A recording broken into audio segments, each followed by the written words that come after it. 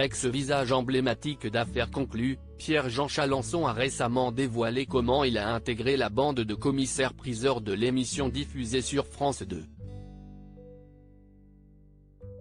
Affaires conclues est rondement menée.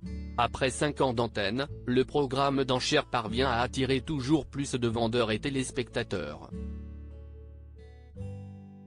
Ils étaient précisément 1,71 million, soit 21,1%, à suivre le second épisode inédit diffusé vendredi sur France 2.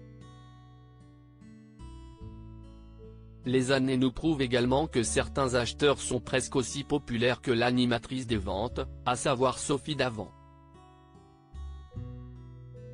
Malgré les allées et venues des commissaires-priseurs au fil des saisons, des noms sortent du lot à l'image de Caroline Margeridon, Julien Cohen ou encore Pierre-Jean Chalençon. Ce dernier a récemment dévoilé ce qu'il pense de sa période passée sur la 2. Un petit coup de pouce remercié en juillet 2020, Pierre-Jean Chalençon était l'un des pionniers de la bande. Il a rapidement attiré l'attention des médias pour son franc-parler et sa passion pour Napoléon Ier, faisant de ce quinquagénaire un collectionneur hors pair. Mais en quittant le service public, le propriétaire du palais Vivienne a une légère frustration et une énorme déception, comme il l'explique dans le podcast de Laurent Arguelier, La Série. D'autant que l'homme d'affaires est arrivé un peu par hasard dans cette émission. Il doit, notamment, sa participation à Affaires conclues à un certain Laurent, intermittent du spectacle, et fils d'un célèbre Premier ministre français. J'ai fait de la télévision indirectement grâce à Laurent Juppé, le fils d'Alain Juppé, qui était un copain d'un de mes amis.